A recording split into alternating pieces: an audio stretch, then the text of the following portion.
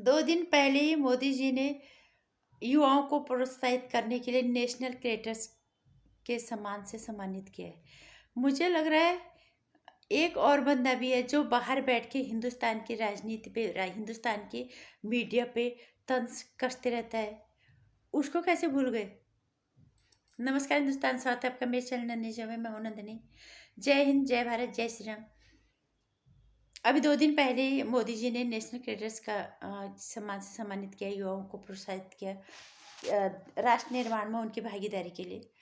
तो मुझे आजकल सोशल नेटवर्किंग साइट पे जिस प्लेटफॉर्म पे भी जा रहे, सब जगह ध्रुव राठी के जो समर्थक हैं उसको उन्होंने पता नहीं भगवान बना के रखा हुआ है, और जो उनके समर्थक नहीं हैं वो उनको आड़े हाथे ले रहे हैं।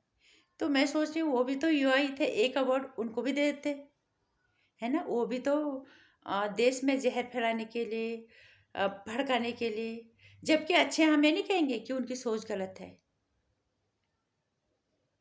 उनको भी एक पुरस्कार तो उनका भी बनता ही है ना, क्योंकि हिंदुस्तान में पैदा हुए, यही यहाँ के होके बाहर देश में जाके बैठे हुए हैं, हिंदुस्तान की मीडिया पे तंज कसते हैं, हिंदुस्तान की राजनीति पे कष्ट करते, एक पार्टी विशेष की चमचागिरी करने के लिए। मुझे ऐसा लगता है जब उनका जन्म ही चमचागिरी के लिए हुआ है।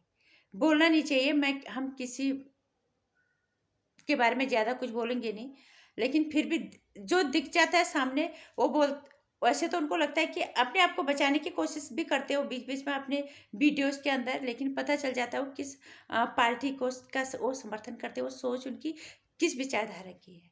एक तरफ वो कहते हैं कि मैं बैलेंस विचारधारा रखता हूँ, और आप तय करो सही है कि गलत है। वो समझाने की कोशिश करते हैं अपनी तरह से, अपनी तरफ से, और बीच बीच में खुद को ये बताने की कोशिश भी करते हैं कि मैं किसी पार्टी का समर्थक नहीं हूँ, मैं किसी विशेष पार्टी की विचारधारा का समर्थक नहीं हूँ, जबकि हमें साफ साफ दिख जाता है।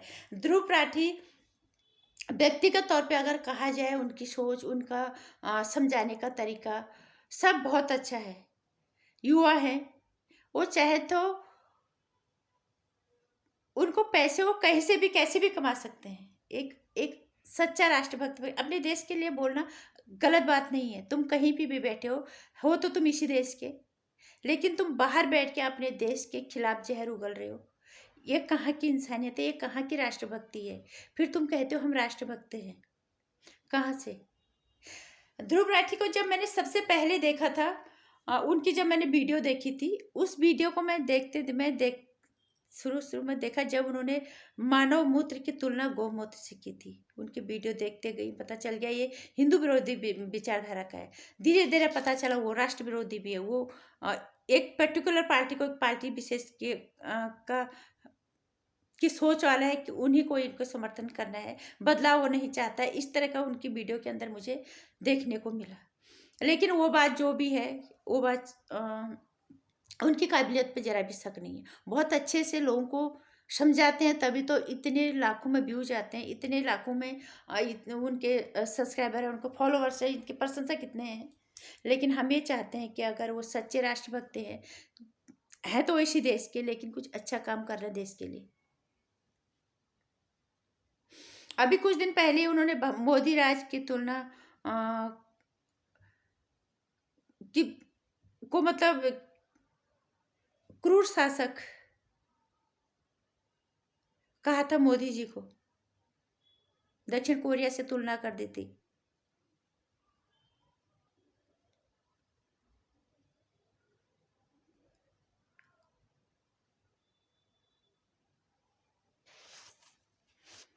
तो मैं ये कहना चाहूँगी ध्रुव राठी को, हम क्यों कह रहे हैं कि वो एक ही पार्टी का समर्थक है?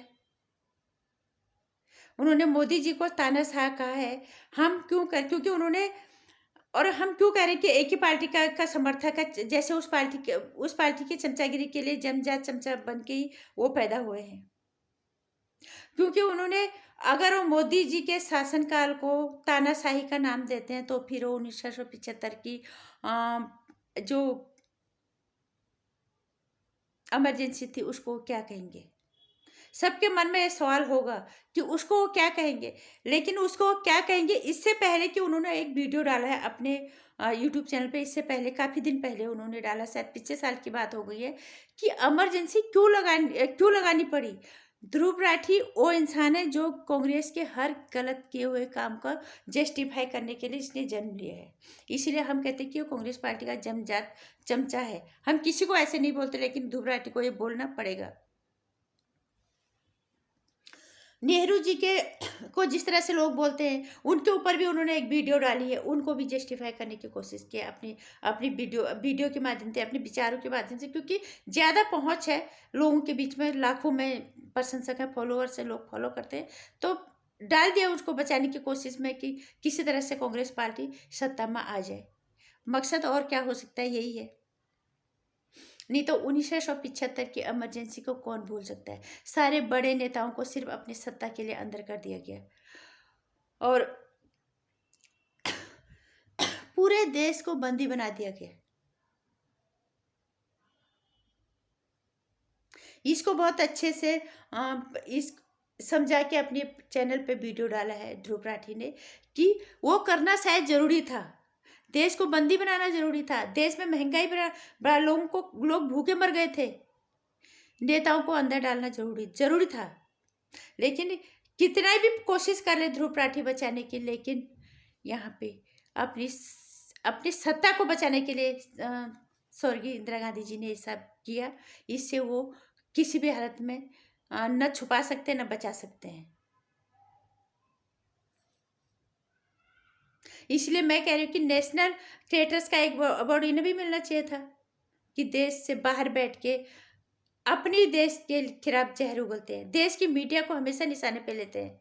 तो फिर सो कॉल ईमानदार जो मीडिया है, ये क्यों ये इनको क्यों नहीं बोलते कि तुम क्या कोई ऐसा नेता खड़ा करो मोदी जी के सामने जो उनको टक्कर दे, जो मजबूत विपक्ष पैदा कर सके। ऐसा विपक्ष ये क्यों नहीं पैदा करते, उल्टे सीधे जहर घोलने के बजाय एक सशक्त विपक्ष की भूमिका के लिए क्यों नहीं नेताओं को ये तैयार करते, बजाय जहर घोलने के। ये सिर्फ अगर देश की मेन स्ट्रीम मीडिया को ही टारगेट करते रहता है ध्रुव राठी, तो फिर जो अपने आप को शो कॉल ईमानदार मीडिया कहते हैं, इनको क्या कहेंगे।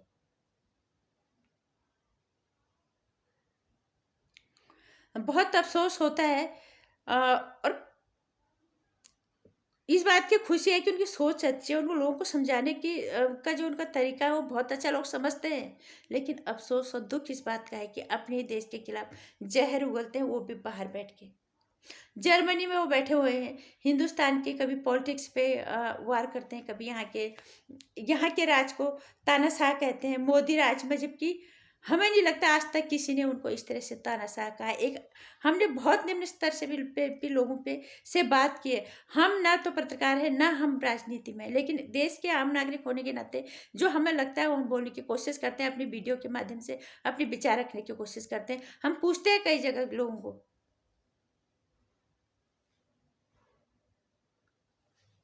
बहुत अफसोस होता है कि ध्रुव राठी इतनी अच्छी सोच, इतना अच्छा दिमाग पाके अपने देश के खिलाफ जहर उगलते बाहर बाहर बैठ के।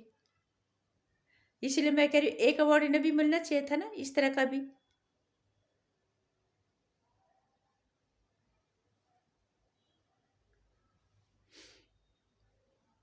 तो ध्रुव राठी जैसे लोगों को सुनने की जरूरत नहीं है। हाँ, जहाँ अच्छी चीज़ें लेके आते हैं उनको सुनो, फॉलो करो, लेकिन जहाँ इस तरह की चीज़ें ये लेके आते हैं उन पर ध्यान देने की जरूरत किसी को नहीं है। क्योंकि 1975 की इमरजेंसी को जितना भी चाहे ये जस्टिफाई कर ले, उससे उससे ये नहीं बच सकते, कांग्रेस से कलंक से नहीं बच सकते। देश को बंदी बना दिया था, देश को भूखे मरने पे मजबूर कर दिया था। और तानाशाह कहते हैं मोदी जी की सरकार को।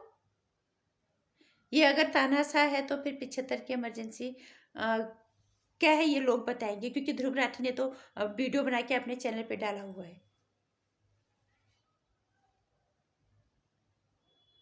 इसलिए मैं कहना चाहूंगी कि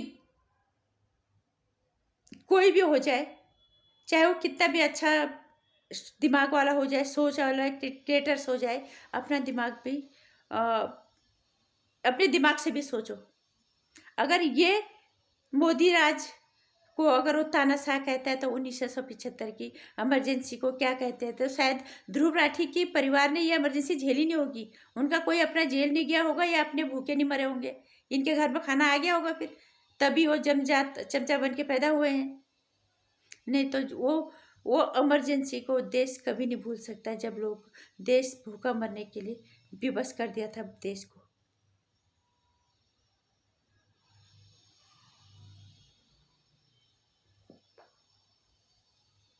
तो हर तरह के लोग होते हैं, कुछ लोग अच्छा सोच अच्छा दिमाग पा के भी गलत काम करते हैं। हम ये नहीं कहेंगे वो सारे काम गलत कर रहे हैं, लेकिन जो सोच उनकी है उससे वाकई में अफसोस होता है, क्योंकि बाहर बैठ के अपने देश पे तंज कसते हैं, अपने देश की पॉलिटिक्स को क्रिटिसाइज करते हैं, अपने देश की मीडिया को क्रिटिसाइज करते हैं, वो भी एक तरफा, और फिर कहते हैं हाँ हम राष्ट्रभक्त हैं। तो तुम कहाँ से राष्ट्रभक्त हो गए भैया? क्या सरकार ने इतने सारे गलत ही काम किए हैं? क्या देश की मीडिया सारा गलत ही काम कर रही है? थोड़ा अपनी सोच को सही करो, और इस पे विचार करने की ज़रूरत है कि मैं देश से बाहर बैठ के हूँ तो मैं हिंदुस्तान का ही, घूम फिर के हिंदुस्तान पे ही आए कि पहचान भी हिंदुस्तान से ही है। एक युवा हो, युवा देश के बाहर भी अगर बैठे हो तो इस देश को अपनी अच्छी सोच दे के इस देश के निर्माण में अपनी भागीदारी निभाओ। जो गलत है उसको गलत बोलो, जो सही है उसको सही बोलो। हम भी कहेंगे आपको कि आप सही हो। कहाँ से आपको सही कहते हैं? आप मानव मूत्र को गौमूत्र से आपने तुलना की, जहाँ पे गौमूत्र का हमारे लिए क्या महत्व हम जानते हैं। और तानाशाह वो लोग बहुत अच्छे से बता सकते हैं जिन्होंने 1975 की इमरजेंसी को झेला है, वो बहुत अच्छे से बता सकते हैं कि तानाशाही का मतलब क्या है। नमस्कार। ध्रुव राठी जैसे युवा भी हैं जो बहुत अच्छा दिमाग पा के भी अपने देश के खिलाफ चेहरे उगल रहे हैं। हम ये नहीं कहेंगे कि वो गलती है, लेकिन जो बात उनकी सही है उसको सही तरीके से लो। उनके लाखों में उनकी प्रशंसक है, लेकिन अगर वो जहाँ पे गलत बोलते हैं उसका बहिष्कार करो। हर जगह उनको सुनने की जरूरत नहीं, क्योंकि ये देश हमारा है। वो तो बाहर बैठे हैं, हालांकि घूम फिर के आना उनको भी यही है, पहचान उनकी भी इंडिया से ही है, भारत से ही है। लेकिन अगर वो कहते हैं कि नहीं भी है, लेकिन हम तो इस देश के ही हैं। हमें तो अपने देश के अंदर कोई इस तरह की सोच वाली विचारधारा को नहीं पनपाना है। सही को सही और गलत को गलत कहने की हिम्मत सबके अंदर होना चाहिए। नमस्कार। तानाशाही 1975 में हुई थी या अब है, ये लोगों को सोचना है। बाकी मेरी वीडियो में कुछ अच्छा लगता है तो लाइक और शेयर कर दीजिएगा, चैनल को सब्सक्राइब कर लीजिएगा। आने वाली वीडियोज़ की जानकारी के लिए घंटी आइकन प्रेस कर दीजिएगा।